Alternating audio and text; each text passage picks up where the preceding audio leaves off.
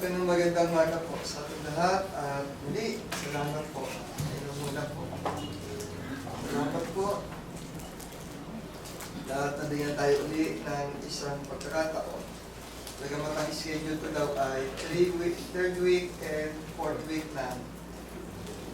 At nung pong nakaraang linggo, paumanhin po at ako ay hindi nakatalo dahil ako po ay bahagi nung pagkaasikaso doon po sa ating mga kapatiran na dumating sa Pasay noong pong linggo. Mga Amerikano po na umiikot-ikot at bilang bahagi po ay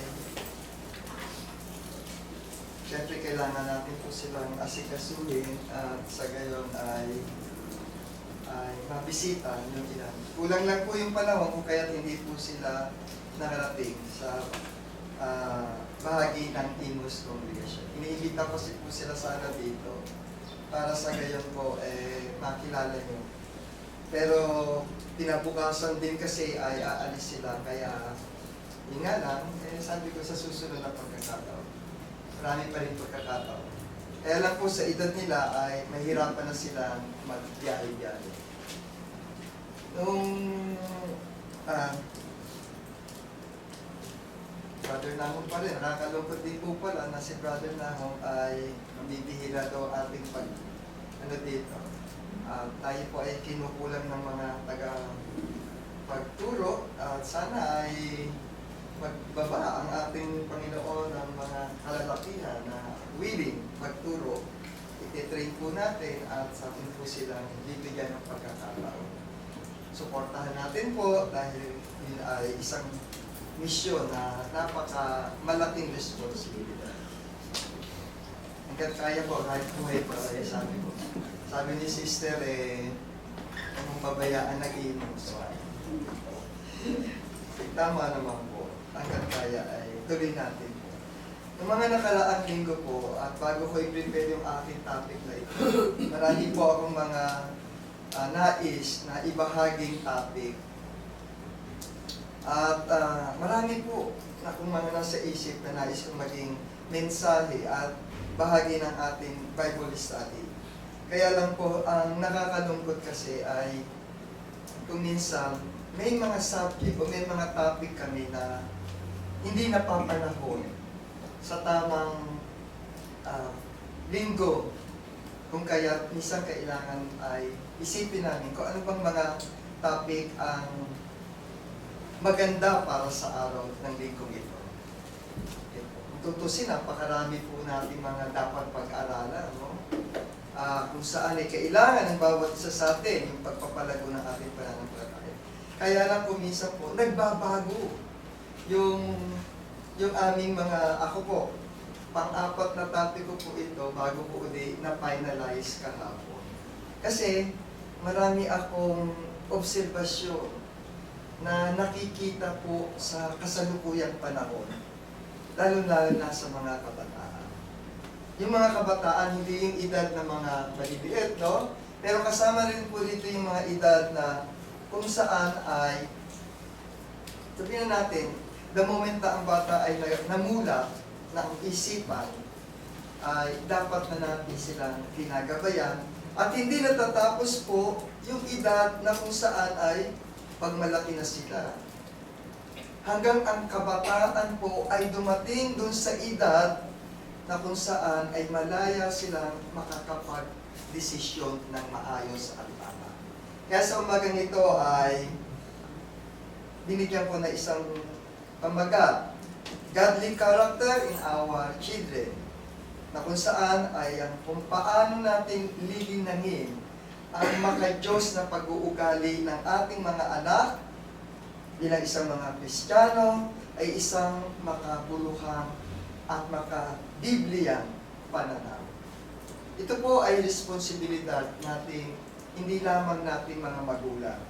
Maaaring ito ay responsibilidad mo bilang isang tiyari, kapatid, o nakakatanda, kaibigan, kung paano natin pagtutulong-tulungan po na magpalaki ng mga bata na may pusong may takot sa Diyos.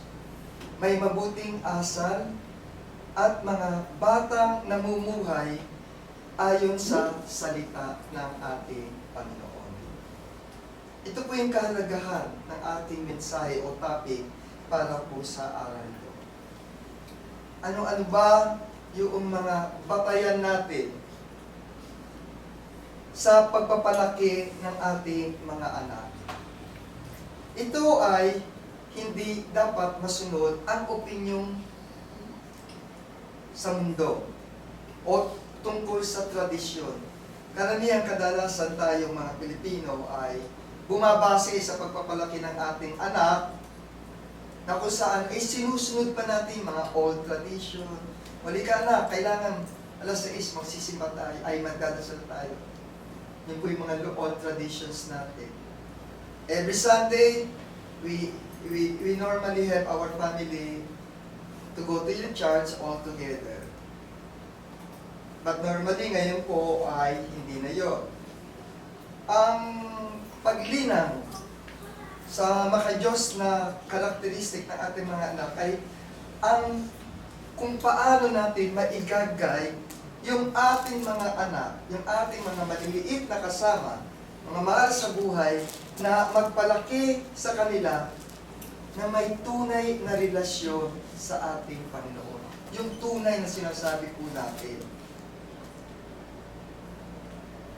Sa panahon po natin na to, ngayon, alam naman ng bawat isa sa atin na laganap na ang ilang mga problema, lalo na ang mga pagkalito sa moralidad,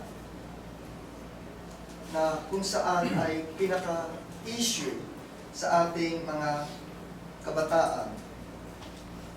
Kung kaya ang paggabay sa ating mga anak ay isang hamon at isang banal na tungkulin ng bawat isa sa atin.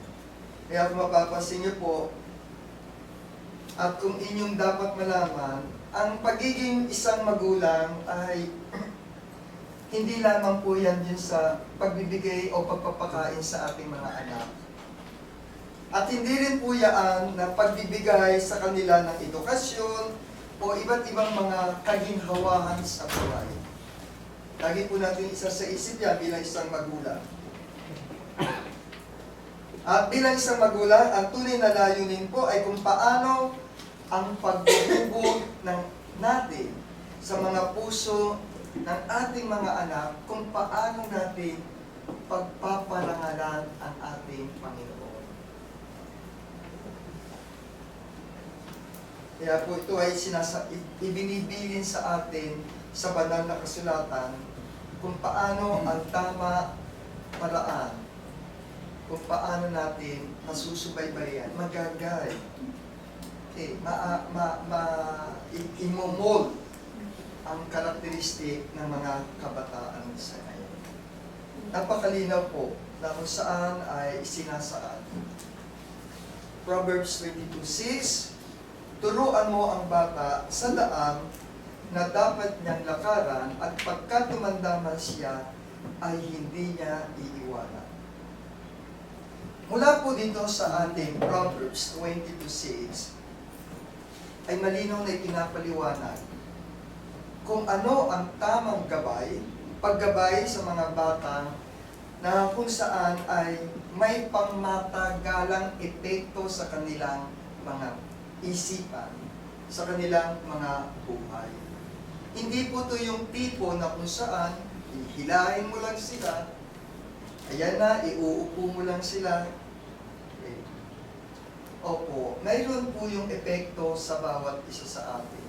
Dito sa kabataan ito, nagsisimula na ang karakter ay nahuhubog habang ang mga bata ay kasama nating nagagabayan. Lalo na kapag nagsisimula na silang magkaroon ng awareness sa kanilang mga nadidinig, nakikita. Bakit po napakahalaga? Bakit po napaka-importante na dapat malaman ng bawat isa sa atin kung ano ba ang makadiyos na pagpapalaki